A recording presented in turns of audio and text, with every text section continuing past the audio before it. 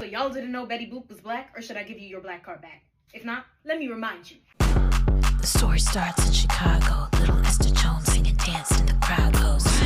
She used a childish voice and like a dope rapper ad-lib. Game was on point, she went, that girl to be blunt, but Helen Kane snatched it up just like a flavor. This girl's still in my voice. Who's Betty Boop girl? I'm about to make some noise. Little do they know, Esther Jones was an inspo. Did my little act, Helen stole, that's a low blow. Now this feeling thing got my voice so wide from head to toe. I'm taking host to court to prove Miss Boop a Negro. She black. Blackity black. Okay, maybe not the cartoon. But my Betty Boop is black. Black, blickety black, black, black, blickety black.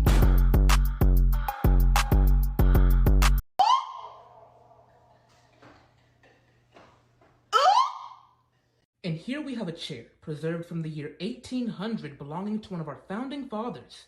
Yes, sir. No, it's just, this is made out of skin and hair. Yeah, it's made out of one of his slaves. Yeah, a little tradition from back then to have something to remember them by. Oh, wow. And so y'all just thought to prop that up and keep it on display for a bunch of white folks to...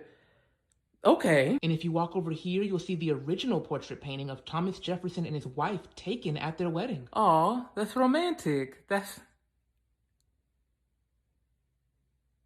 Yeah, she was 13. Are y'all sure these things should be on display? Actual preserved clothes worn by our founding fathers? Of course. Well, it looks like the back is just covered in dried shit. Yeah, the founding fathers weren't too big on wiping. If a slave didn't do it, it just didn't get done. Oh my god. Hey man, who wrote this? Pages from the journals of Susan B. Anthony. The women's rights activist. Right, yeah. Well, white women's rights. She wasn't really big on enslaved women. Oh, so not women's rights activist. No, not really. This is Washington? Yes, our first president. A marvel, isn't he? I mean, his teeth are kind of... Yes, well, they weren't his.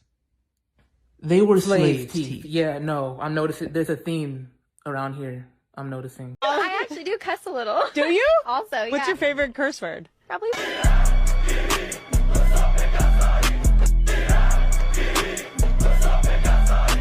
know, you read about slavery in history books, but reading the wills of slave owners, you see how they really treated their slaves like property, handing them down from one relative to another. Back in the 1800s, that property included slaves. Fulton County Chief Probate Court Judge Kenya Johnson showed me wills her office discovered from back then where slave owners wrote what should happen to their slaves when the owners died. It is my will and declare that all my Negro slaves divided into 5 lots. I bequeath to my daughter, Margaret Rebecca, my Negro woman, Jen, of dark complexion, and all of her children, to her and to her heirs forever. Judge Johnson had her staff go through the wills to see what slave owners did with their slaves when she realized she had documents before the Civil War. Says it's one thing to read about it in history books, another to see and touch the actual records. Staff found one will that caught them by surprise. A slave owner wanted his more than 30 slaves paid and sent back to Africa when he passed. When they start to Liberia, in the event I die before they start to Liberia, $100 each.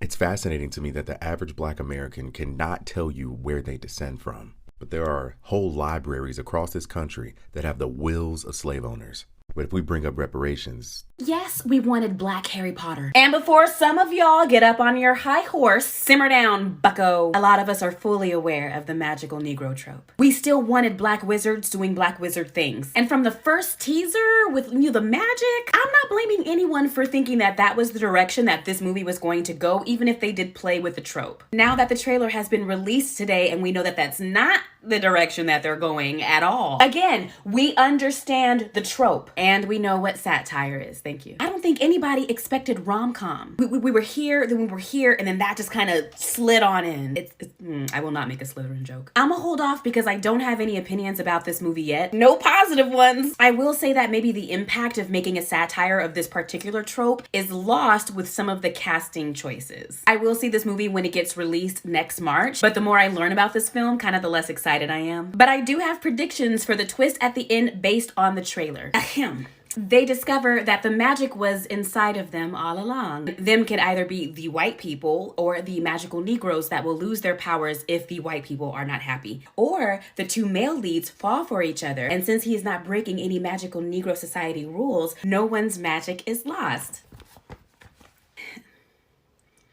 I hope everyone's having a good Friday.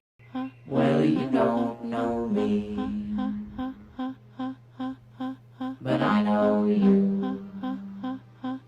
We was lied to about this woman, man. By the time I was 6, I was old enough to realize that we were actually not free. The Ku Klux Klan was riding through the black community, burning churches, killing people.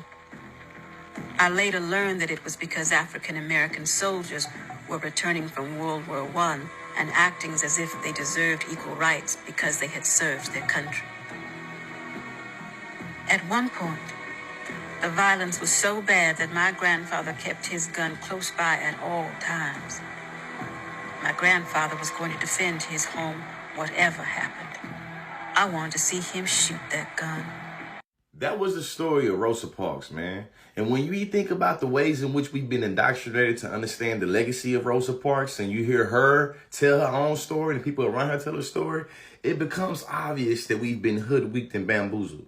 I would argue, especially after watching this project, that the way in which we're taught about the civil rights movement is used as a pacifier and a way to tone police black people on the ways in which it's great for us to have resistance and the ways in which it's wrong. And when you think about and go back and relearn what Rosa Parks actually did, you'll see that it's a fake dualism that they taught us during the civil rights movement about, nonviolence and people being self-defense. You feel me?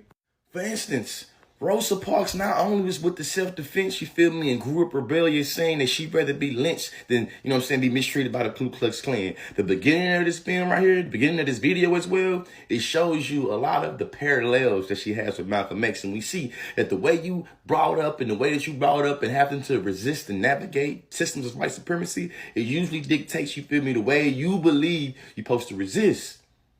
They did not teach us that Rosa Parks and Malcolm X was cool, or they didn't teach us that Rosa Parks was a big admirer of Malcolm X, you feel me? There are a lot of radical things about this woman that I feel like they purposely omitted. Like, for instance, she was an advocate of reparations. Believe that? Put it like this, man. Education is elevation. If you want to learn more about the rebellious life of Miss Rosa Parks, I would encourage you to go to Peacock and check out this little documentary because, man, oh, man, we have been lied to. Why they sanitize and romanticize this woman's legacy like that? Let me go, so I can't find surrender, can't keep control. You turn me inside out when you want the outside in. This woman is one of the greatest revolutionaries still alive, and most people don't even know who she is. This is Assata Shakur. Assata Shakur was the leader of the Black Liberation Army. She was tortured during interrogations and risked a life in prison. Luckily, she was able to flee to Cuba with the help of her comrades. Everyone knows Huey P. Newton, but most people don't even know who Assata is. She deserves her flowers. Always an angel, never a god. I might not be the same, but that's not important. No freedom till we're equal. Damn right I support it.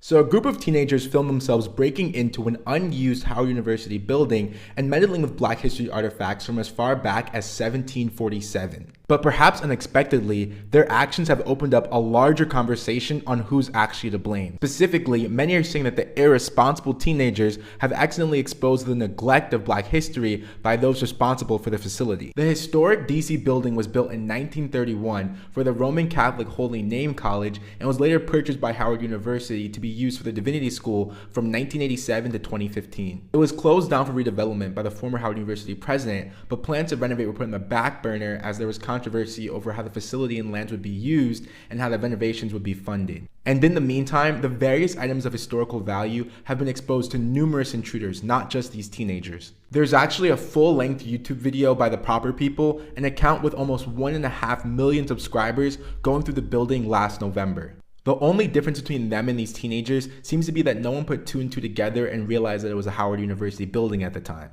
But interestingly, even earlier, a local journalist put up a video saying Howard University Divinity School left open to vandals in 2021. Now, since the most recent video went viral, Howard University officials have put out a statement condemning the break-in and saying that they would increase police presence in response to what happened. But as mentioned earlier, many of the comments are saying that the statement just seems like they're trying to save face and deflect blame. And this is especially considering the teenagers didn't seem to know it was a Howard University building and didn't seem to be there to intentionally damage or vandalize anything. And as the building continues to be out of use, the question becomes, what will be done to better preserve these Black history artifacts from damage, both from people and, as you can see in the video, from the questionable environmental conditions the artifacts were left to endure. But what do you think? Let me know in the comments and follow for more.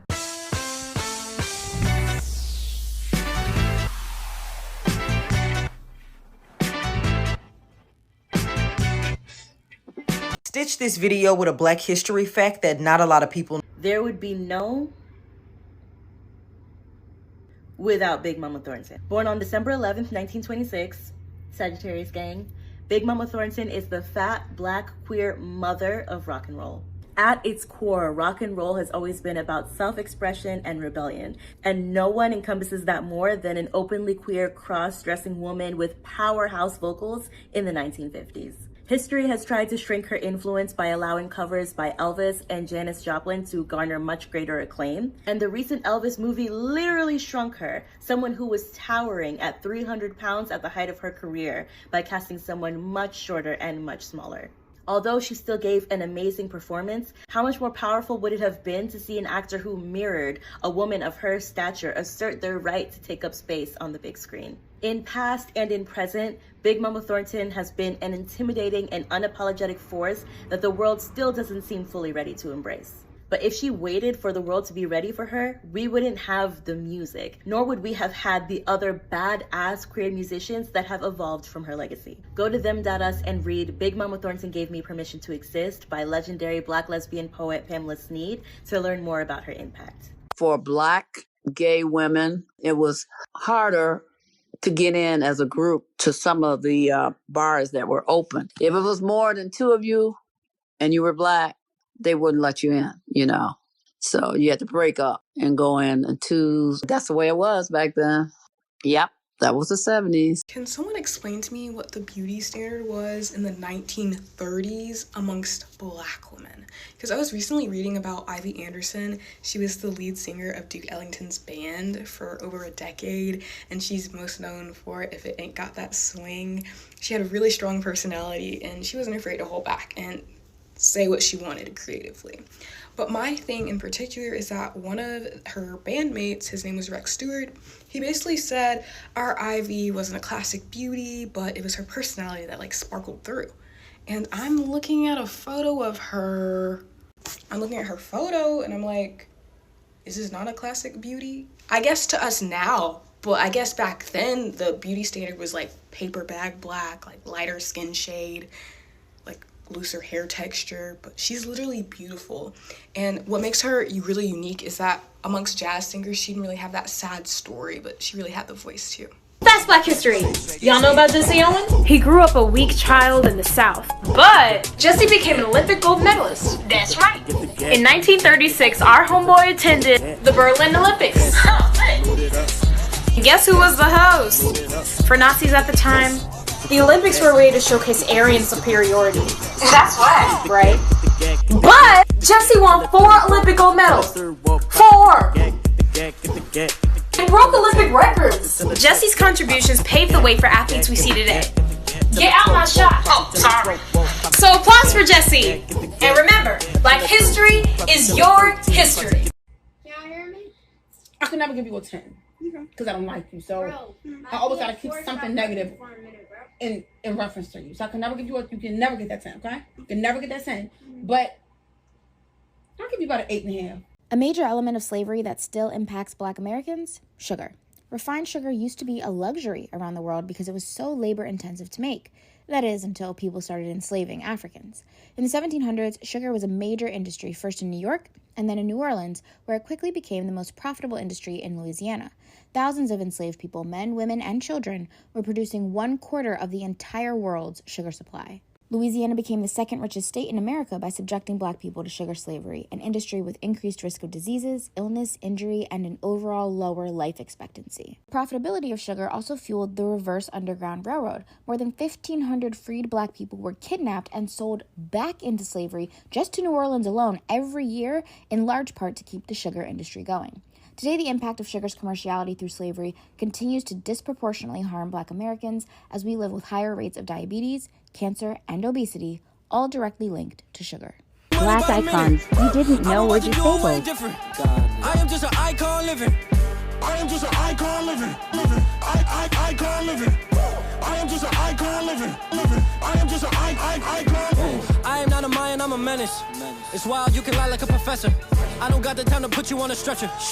I am here and I still flex. If I told you a black man from America broke the 200-meter record in the 1936 Olympics and won a medal for it right in front of Hitler, you'd say that's Jesse Owens. And you'd be right, but I'm talking about the silver medalist. That would be Matthew Mackenzie Robinson, or just Mac. If you don't know Jackie Robinson, I'm not going to shame you because that's why you come to me. In short, he's a widely celebrated baseball player who broke the color barrier and was very much active in the push for civil rights. But he's got a brother, Mac Mackenzie. Mac had a heart murmur and was told to only do non-contact sports as a kid. He picked up track and field. Just to make the 1936 Olympic team, he had to beat 1932 silver medalist Ralph Metcalfe. Everyone remembers Jesse Owens breaking the record. They don't remember Mac was right on his tail and also broke the record that day. Even today, some people claim that if Mac could have afforded new shoes instead of wearing the same pair he had for years, he might have come in first that day. Jackie Robinson is a legend, Jesse Owens is a legend, but a lot of people don't know Mac, and that's whack. Wait! You like hip-hop, right? Then you should know about Sylvia Robinson. Sylvia was part of a music duo in the 1960s, but decided she wanted something more. She had experience in music production and even had a hand in one of Tina Turner's hits,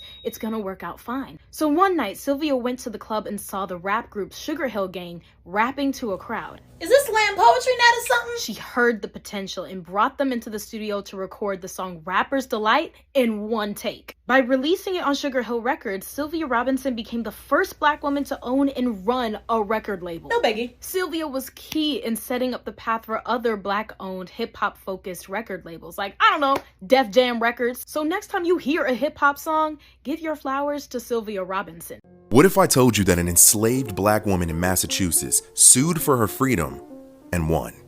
This is Blackity Black History, and this is the story of Elizabeth Freeman, or Mum Bet. Elizabeth was born enslaved in 1742 in Massachusetts. At the age of 6 months, half a year old, she was purchased by a man named John Ashley of Sheffield, Massachusetts. He also purchased her sister.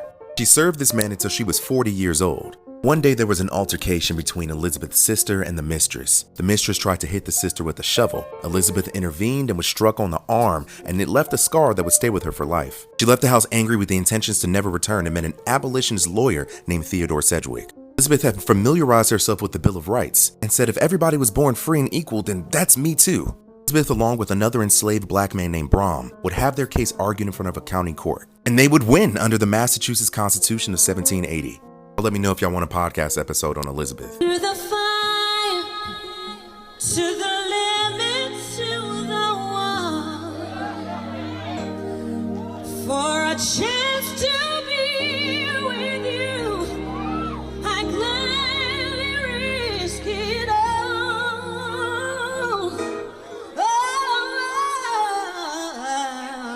Through the fire, through whatever.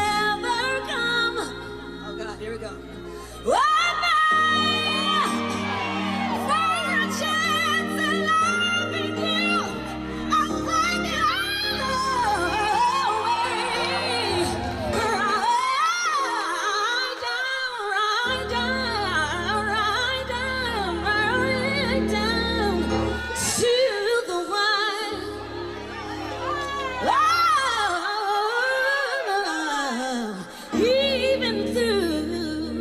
Hello and happy Black History Month. This is a reminder that disability history is Black history, because when an entire race of people creates a science that is dedicated to diagnosing Blackness as a disability, disability is your issue. Today's Black History Moment is brought to you by Bessie Coleman.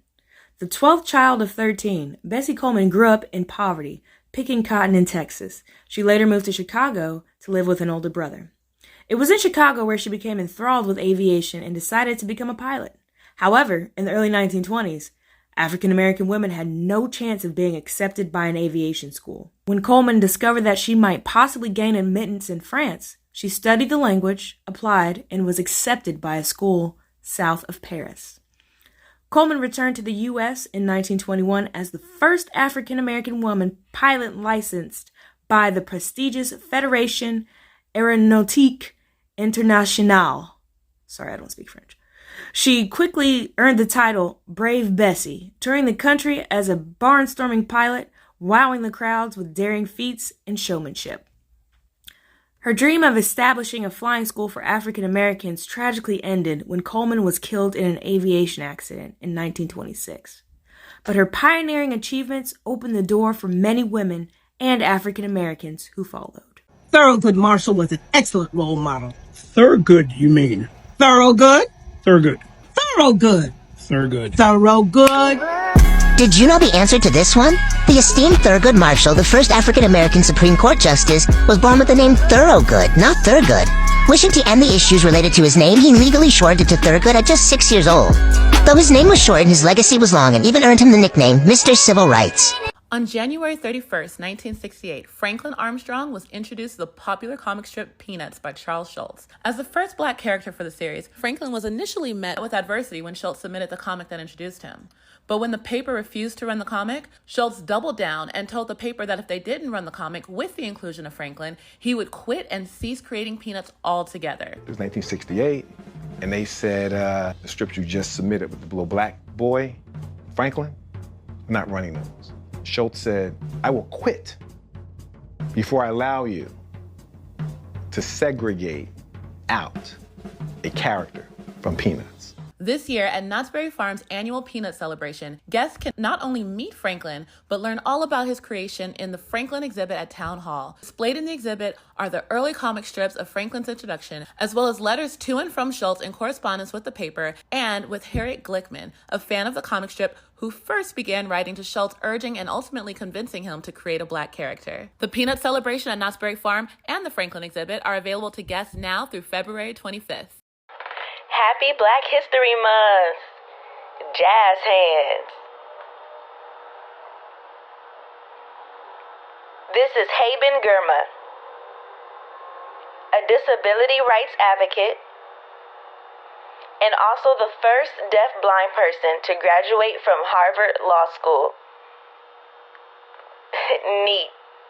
Welcome back to Black History Fast Facts. Every day in February, I give you a fact about Black history you might not have known. Today's Fast Fact: in response to inadequate education and segregation, the SNCC created freedom schools in the 1960s.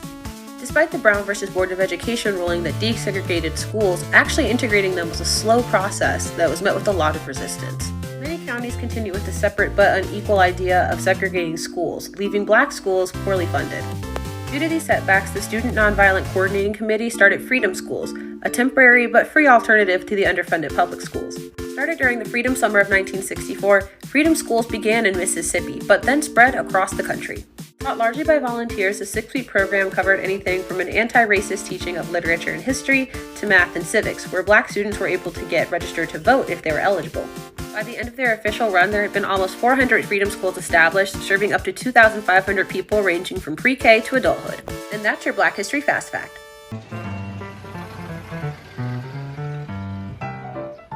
In 1910, Harlem was an upper-middle-class white community. But by 1925, it was known as the Mecca of the New Negro. African Americans came to New York, just as they did to many of the great cities of the North, seeking opportunity. During the First World War, their numbers swelled when labor shortages made better-paying jobs available for migrants. Those who came to Harlem found a place where they were free for the first time to express themselves in ways that seemed inconceivable before. Many of these people had not been able to pursue their art, had not been able to pursue the opportunity to become a novelist, to become a jazz musician. It simply was not available and possible for them in the restricted caste system that they were consigned to in the South. Suddenly here in New York, finally, we can be the people that we imagine ourselves to be. It would explode into one of the most artistically fertile periods in African American history. The Harlem Renaissance represents, above all, Black people really for the first time making a claim on being modern as a people. To say that we are here and this is our contribution. Here, on 136th Street, in the heart of Harlem, some of the most talented newcomers found a temporary home in a rooming house, which its residents humorously nicknamed Niggerati Manor. Y'all see that right there? Do y'all see that right there? That does more than just shine light in the Black community. You understand me? Across America, that means something to Black children. You want to know what that means? That means that you better take your Black ass home.